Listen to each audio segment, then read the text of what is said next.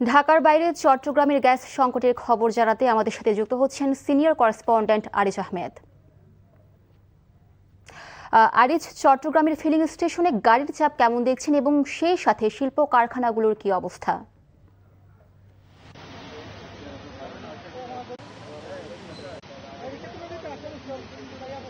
মিলি চট্টগ্রামে গ্যাস সংকটে অস্থির সময় পার করছে চট্টগ্রামবাসী এবং সেই কারণে দুর্ভোগের মাত্রাও ছাড়িয়েছে বেশি। আপনি দেখছেন যে সড়কের বিভিন্ন যেই সিএনজি রিফুয়েলিং স্টেশনগুলো আছে সেখানে গত রাত থেকে আসলে অপেক্ষার প্রহর গুনছেন কখন আসলে তারা গ্যাস নিতে পারবেন। এই কারণে এখানে কয়েক কিলোমিটার দীর্ঘ লাইন পড়েছে। এছাড়া আপনি যদি বলেন যে গণপরিবহন যেমন সংকটে পড়েছে গ্যাস সংকটের কারণে, একইভাবে শিল্প কলকারখানার উৎপাদনও কমে গেছে।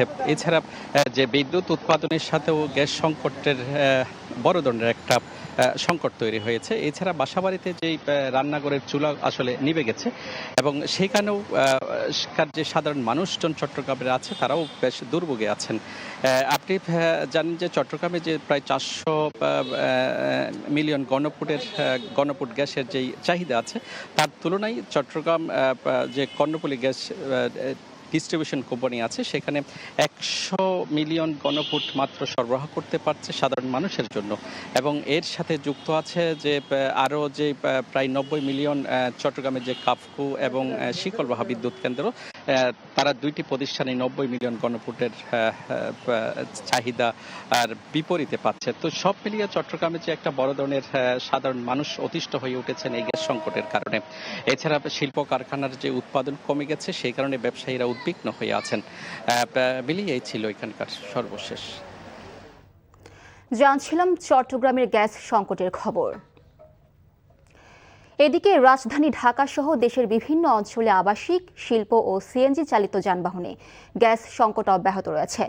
এ সম্পর্কে আরও জানাতে রাজধানীর তেজগাঁও এলাকা থেকে সরাসরি যুক্ত হচ্ছেন সিনিয়র করেসপন্ডেন্ট আপেল শাহরিয়ার।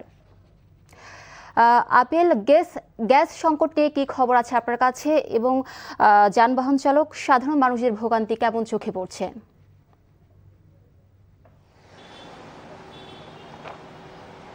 গ্যাসের জন্য অপেক্ষায় থাকা যানবাহনের চালকরা ক্ষুব্ধ, হতাশ, বিরক্ত। প্রায় ৫-৬ ঘন্টা ধরে অপেক্ষায় থাকতে হচ্ছে। এরপরও যে গ্যাস যতটুকু পাওয়া যায় সেটি দিয়ে সড়কে বেশিক্ষণ চলাচল করতে তারা পারছেন না। প্রায় 2 সপ্তাহ হয়ে গেল এই একটা বিড়ম্বনা, একটা অস্থির সময়ের মধ্যে দিয়ে তারা যাচ্ছেন। দাবি জানিয়েছেন সরকার যাতে দ্রুত সময়ের মধ্যে এই সমস্যার তারা সমাধানটি করেন। আর প্রধান সড়কে আমি দেখলাম যে যানবাহনের সংখ্যা অনেকটাই কমে গেছে এবং বেশ কয়েকটি ফিলিং স্টেশনেও ঘুরে দেখলাম বড় যে ফিলিং স্টেশনগুলো রয়েছে সেখানে কিছুটা বাড়তি চাপ। আমি এখন যেখানে আছি তেজগাঁ শিল্পাঞ্চল এলাকায়, আপনি দেখতে পাচ্ছেন আমার পিছনে দীর্ঘ সারি যানবাহনের এবং এটার প্রধান যে সড়কের সামনেই কিন্তু ফিলিং স্টেশনটি। প্রধান সড়ক ছাপিয়ে আমি যদি বলি এই গলিতেও কিন্তু চলে গেছে যানবাহনের সারি এবং এই চিত্র আসলে বিভিন্ন যে ফিলিং স্টেশনের তার সামনে এবং সাময়িকভাবে আরও বেশ করে ছোট ছোট যে পাম্পগুলো রয়েছে সেগুলো কিন্তু বন্ধ করে দেওয়া হয়েছে।